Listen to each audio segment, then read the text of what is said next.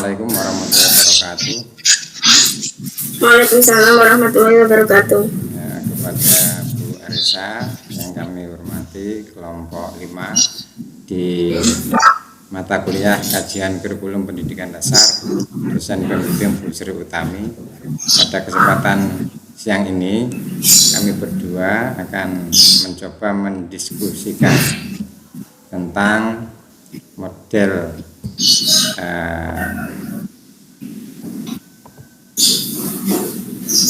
pengembangan kurikulum. Nah, sebentar untuk kami tampilkan presentasi. Sebelumnya kami akan perkenalkan diri. Saya sendiri adalah Muhammad Asro, asal dari Demak, guru SD kelas 6. Kemudian Bu Arisa, monggo diperkenalkan dirinya. Ya, perkenalkan, nama saya Arisa, saya dari Pati.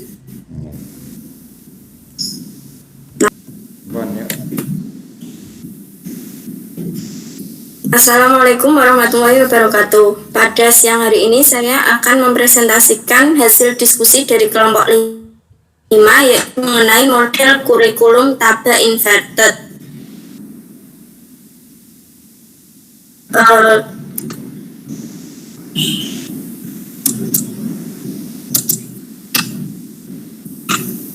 Nah, dalam penyajian kali ini, model kurikulum tabel inverted terdiri dari karakteristik, langkah-langkah, kelebihan, dan kelemahan. Yang pertama yaitu mengenai karakteristik dari model kurikulum tabel inverted. Dikembangkan ke tahap seorang arsitek, ahli teori kurikulum, pembaru kurikulum, dan seorang pendidik guru. Berbeda dengan model yang dikembangkan oleh Tyler, model tabel lebih menitik beratkan kepada mana mengembangkan kurikulum sebagai suatu proses perbaikan dan penyempurnaan. Kemudian,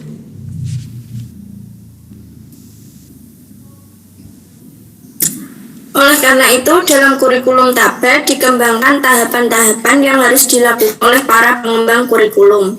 Model pengembangan tabel ini lebih rinci dan lebih sempurna jika dibandingkan dengan model pengembangan Tyler.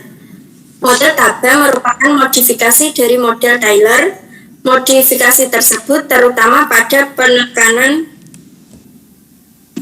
terhadap guru. Selanjutnya,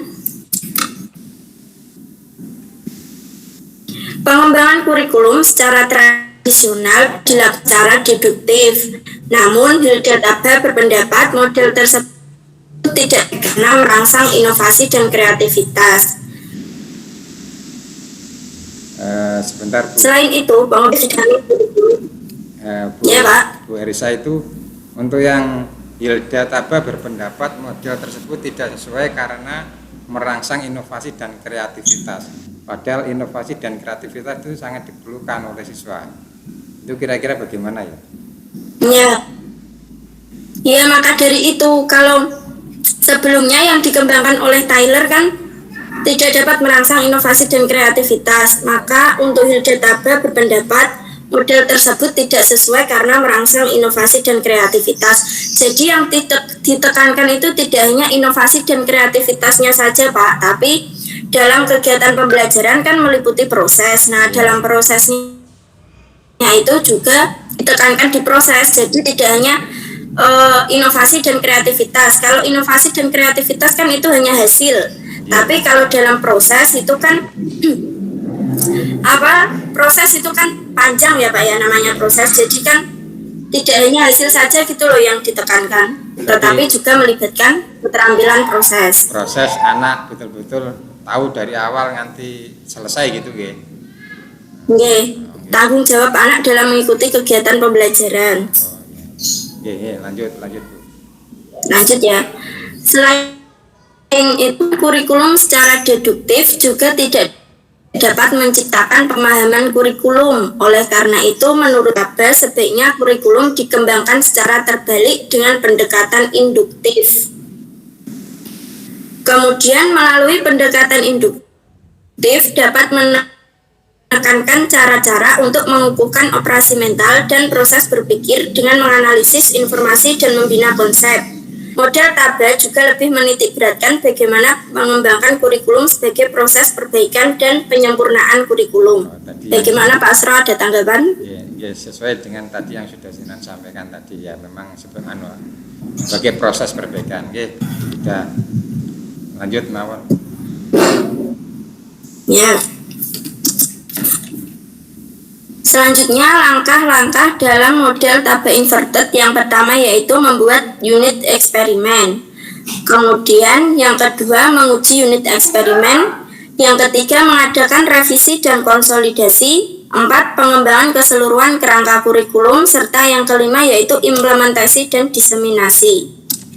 Adapun penjabaran dari kelima langkah tersebut, yang pertama yaitu membuat unit eksperimen.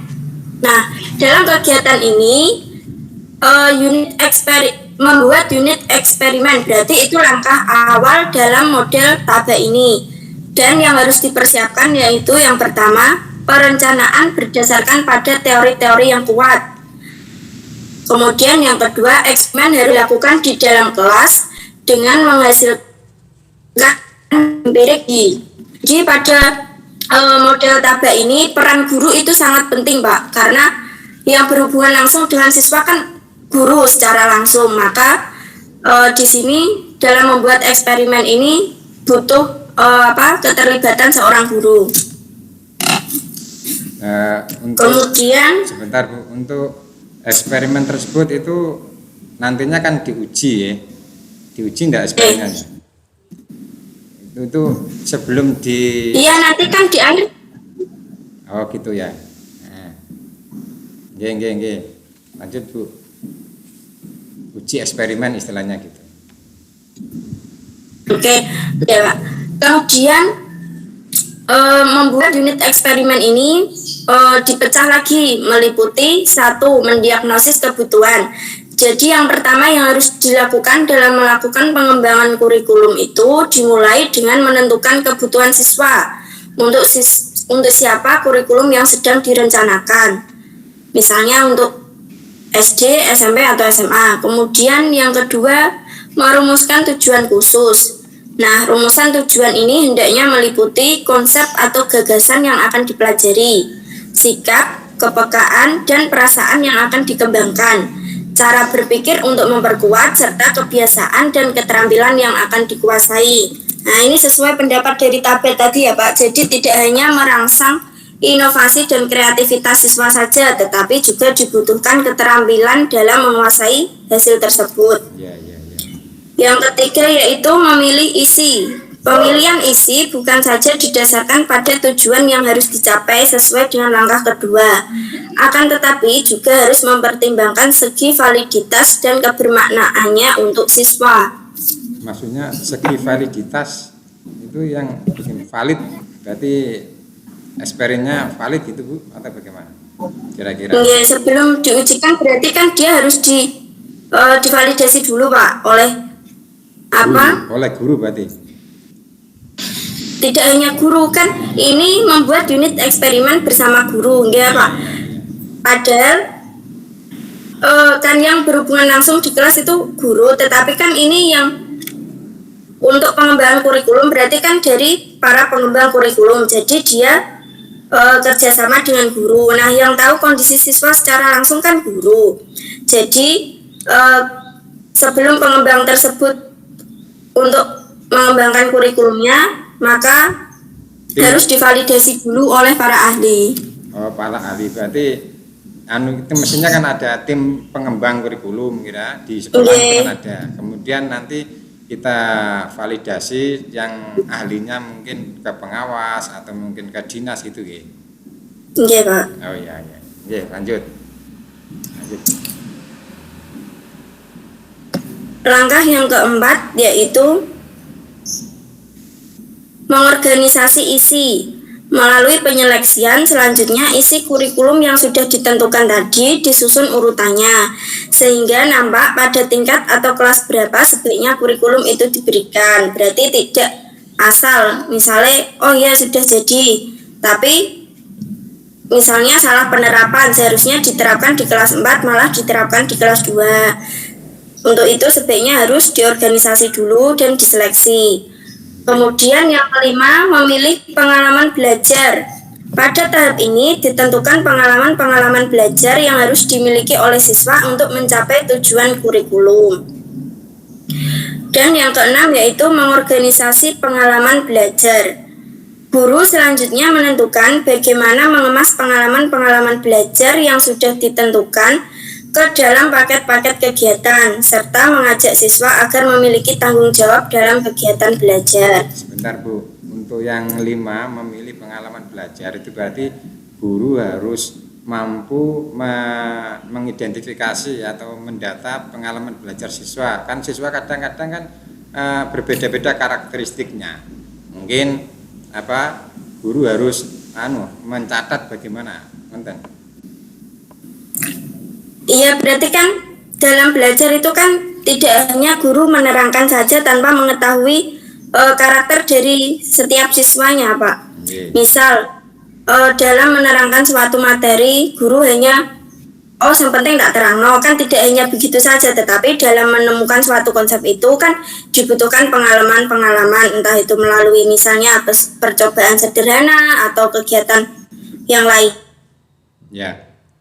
Yang menjadikan kegiatan pembelajaran tersebut dapat bermakna bagi siswa.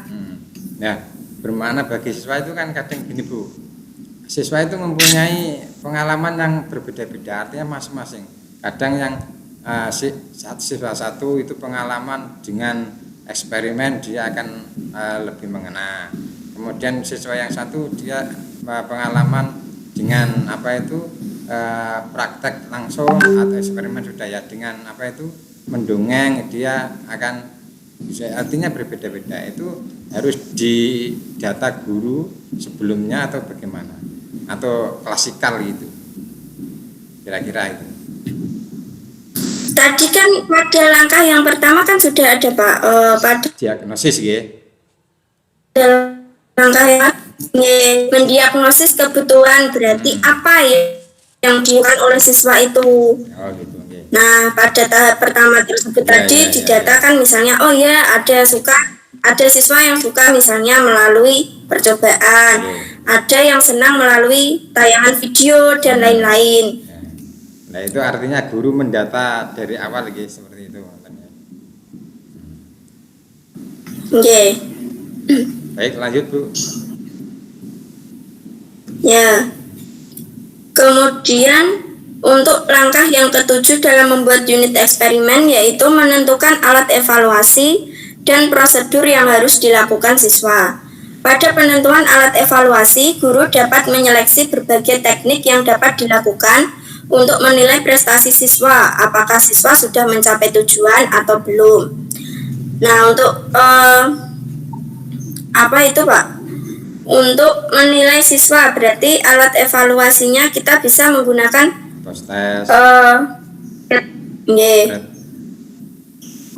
post-test itu kan untuk yang itu apa? Tes lisan atau tes tulis atau perbuatan. Ya, berarti tekniknya ada banyak ya Pak ya dalam menentukan alat evaluasi ini. Iya. Dan kadang-kadang dalam KBM juga namanya evaluasi atau tes dalam kegiatan kan ada itu. Iya. Kemudian yang ke-8 yaitu menguji keseimbangan kurikulum. Pengujian dilakukan untuk melihat kesesuaian antara isi, pengalaman belajar, dan tipe belajar siswa. Berarti setelah ketujuh langkah tersebut diperoleh, yang 8 itu menguji ya Pak ya? Iya, menguji ya. Dicobakan terlebih dahulu kepada siswa.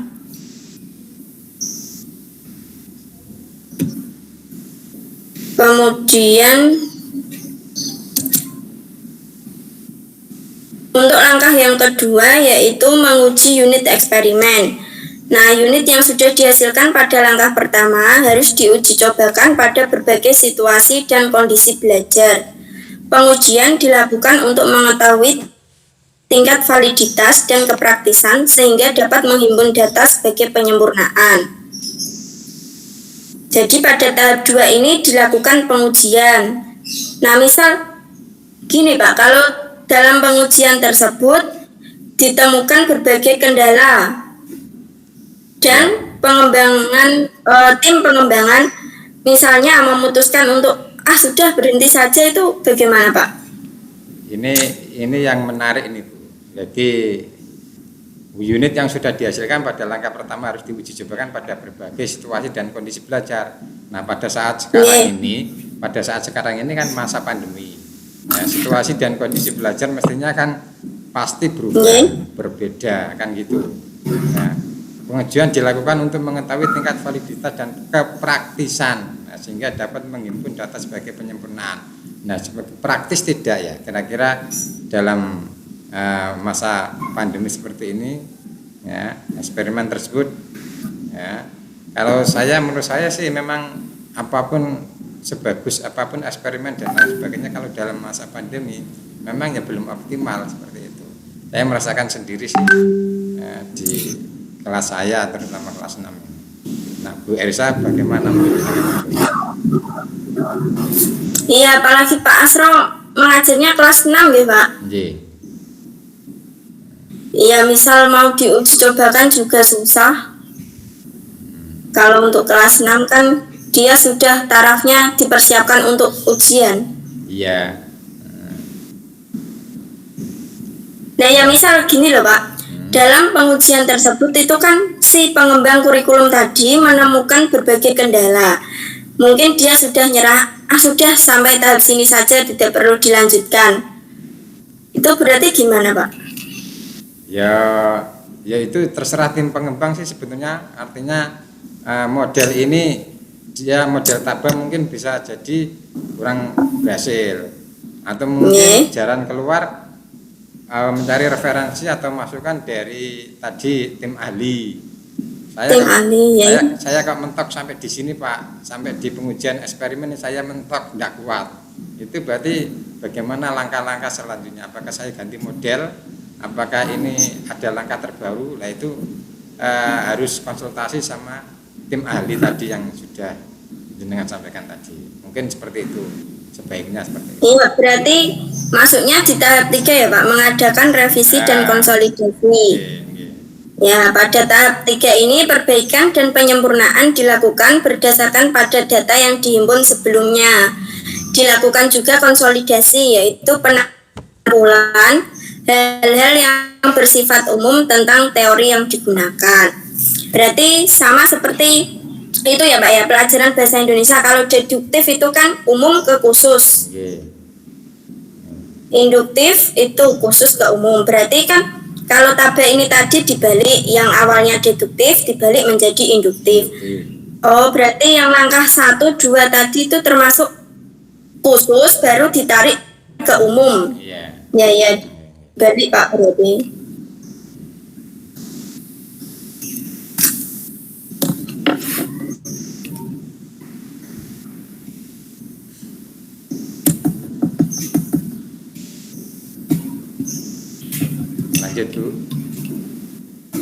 Oke, lanjut. Untuk yang tahap keempat yaitu pengembangan keseluruhan kerangka kurikulum. Pertanyaan yang perlu dijawab dalam langkah ini meliputi yang pertama, apakah lingkup isi sudah memadai? Kedua, apakah isi sudah tersusun secara logis? 3, apakah pembelajaran telah memberikan peluang terhadap pengembangan intelektual, keterampilan, dan sikap? Serta apakah konsep dasar sudah terakomodasi? Nah, ini berarti jadi setelah 1 sampai 3 ini ya Pak, ada berapa aspek ini? 1, 2,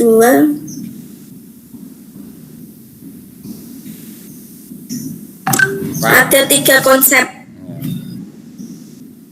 Apakah lingkup isi telah memadai, apakah isi telah tersusun secara logis, apakah pembelajaran telah memberikan peluang terhadap pengembangan intelektual. Nah ini tadi 3 konsep ya Pak. Nah ini mungkin tadi Bu, di antara pertanyaan jenengan tadi, mungkin ini sebagai mungkin kalau tim ahli mereview tadi berarti seperti ini, apakah lingkup isi telah memadai kan gitu tadi, misalkan mentok kan gitu sampai tidak bisa tim pengembangan tadi loh. Nah ini kan sebagai review kan, jadi keseruan kerangka kurikulum kan harus dikupas seperti ini ya. Apakah isi telah tersusun secara logis, apakah pembelajaran telah memberikan peluang terhadap pengembangan intelektual, keterampilan dan sikap, serta apakah konsep dasar sudah terakomodasi. Nah, itu mungkin bagian dari jawaban yang jenengan sampaikan tadi di pengujian eksperimen. Di antara iya, misalnya kalau ada isinya kayaknya belum memadai atau dalam pengembangan kurikulum tadi itu belum menekankan kepada yang bagian keterampilan, misalnya hanya intelektual dan sikap saja, berarti dikaji ulang pada tahap 4 ini ya Pak ya? Betul. Nah, itu keseluruhan, sehingga kerangka kurikulum atau kurikulum tabai ini menjadi istilahnya nanti pantas atau layak digunakan di SDA atau SDB kan gitu. Ini harus. Iya ya Pak ya. Ya lanjut Bu. Ya. Selanjutnya yang terakhir yaitu tahap 5, implementasi dan diseminasi. Pada tahap ini dilakukan 1. Penerapan dan penyebarluasan program ke daerah dan sekolah-sekolah. 2. Pendataan tentang kesulitan serta permasalahan yang dihadapi guru di lapangan. Oleh karena itu, perlu diperhatikan tentang persiapan di lapangan berkaitan dengan aspek penerapan kurikulum. Jadi pada tahap 5 ini sudah penerapannya langsung ya Pak? Ya, seperti ini kan kayak implementasi dan diseminasi, sehingga kalau kurikulum ini bagus berarti mestinya sudah masuk di tim editor itu dari pengawas atau dari korwas dan sebagainya. Kalau sudah di ACC berarti baru didiseminasi oleh semua guru-guru, mungkin ke tingkat yang paling kecil ya ke tingkat gugus, didimensi gugus, nah, disosialisasi lah, diimplementasi seperti itu.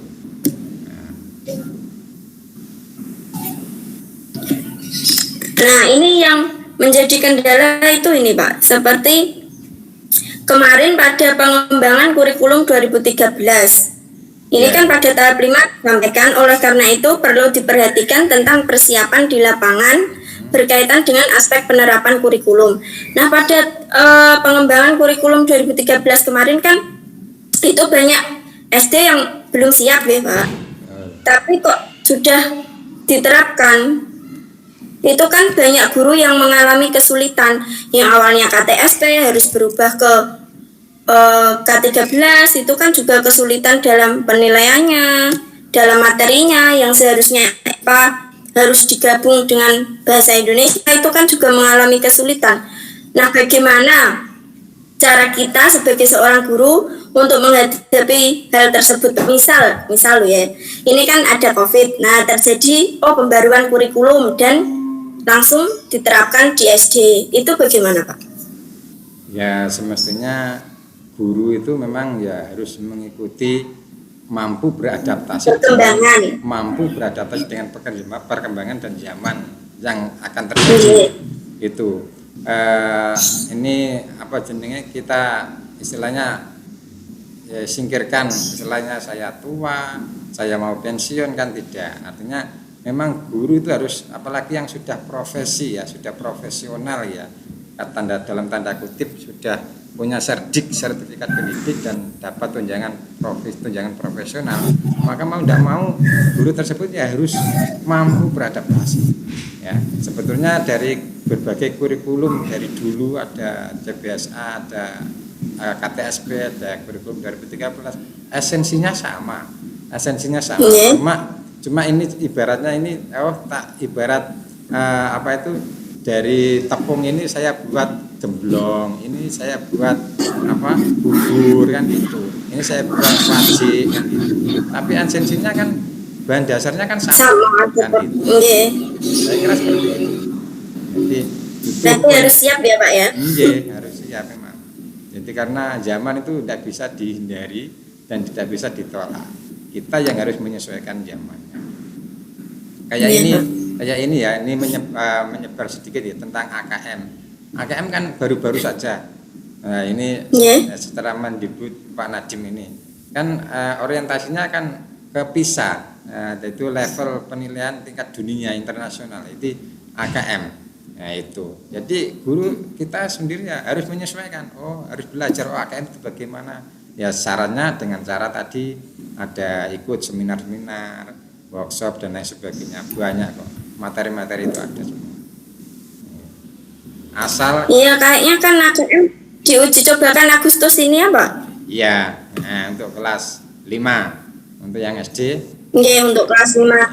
Ya, ini kan saya mengajar kelas 4, jadi ya agak kesulitan itu tadi, Pak, mengajari anak mengenalkan sama komputer. Jadi Itu kan juga butuh pengenalan dulu. ya melek IT namanya, nggih. Melek Nggih. IT, terus gurunya ya Berarti kan harus dipersiapkan secara matang. betul. Dan persiapannya itu sejak dari kelas 3 dan kelas 4 Bu. Jadi kelas 4 terutama. Sehingga Iya, iya, ini mulai kelas 4 ini sudah diajarkan, Pak. ya Belajar menghidupkan laptop. Ya, sederhana-sederhana dulu sih.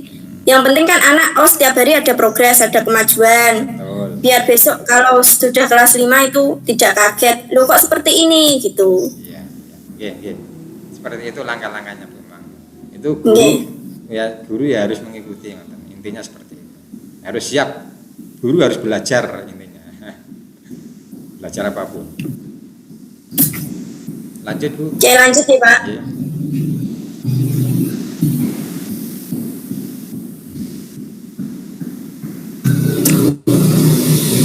Ya, selanjutnya yaitu kelebihan dari model TABE ini sendiri yaitu menghindari kebingungan dalam memberikan suatu jalan yang tidak berbelit-belit serta mempunyai pendekatan waktu yang efisien.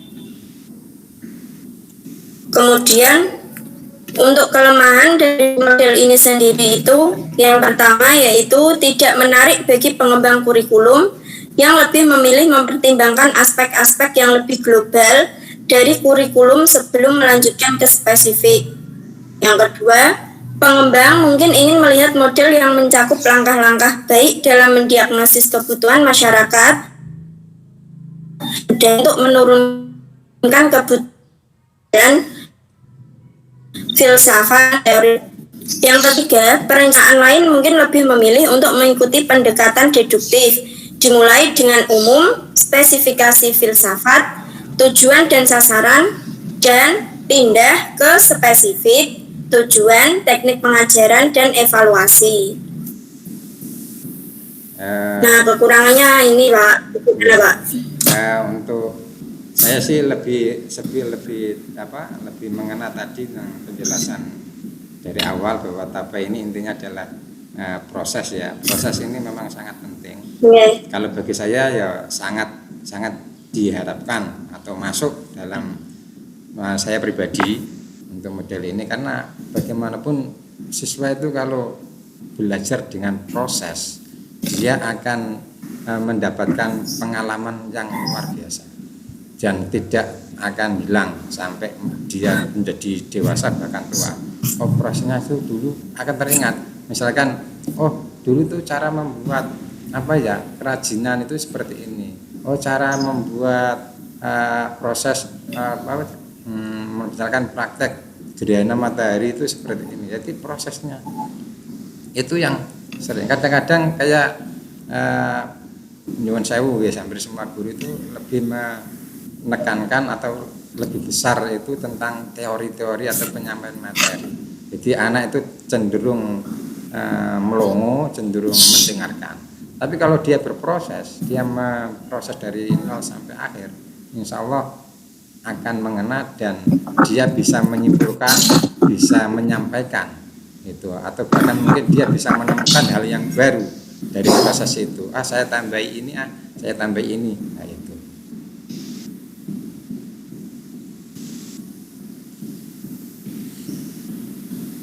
Itu aja Bu dari saya.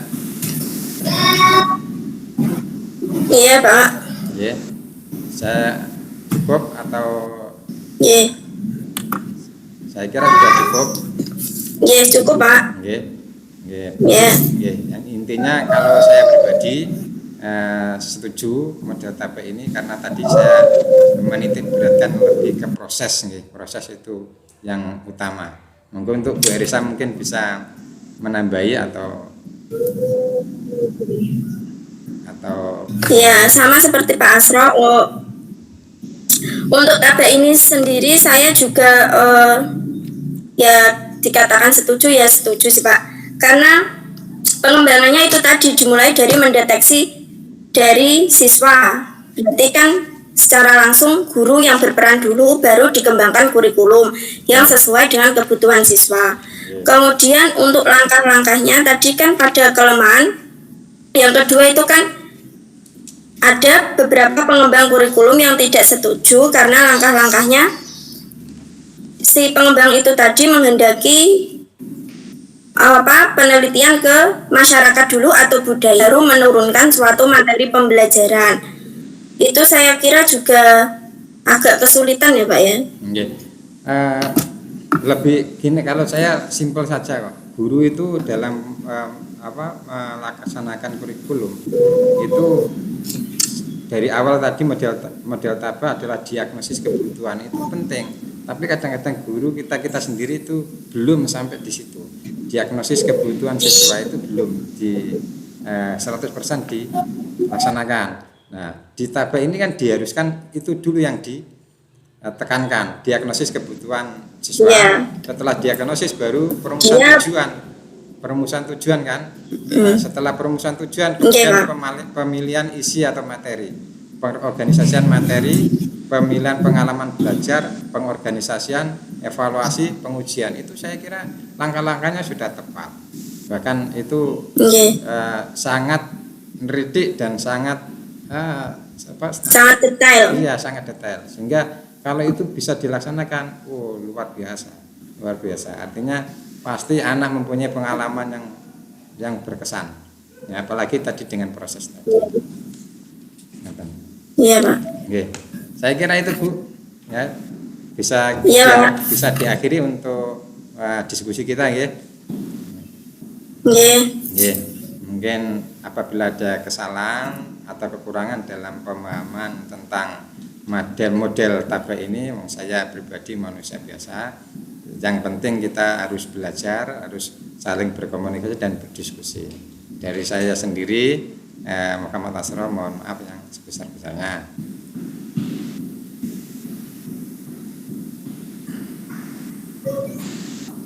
Oke, kita tutup Bu ya diskusi kita. Iya Pak. Ya, Allahumma fiq ila aqwamit thoriq. Wassalamualaikum warahmatullahi wabarakatuh. Waalaikumsalam warahmatullahi wabarakatuh.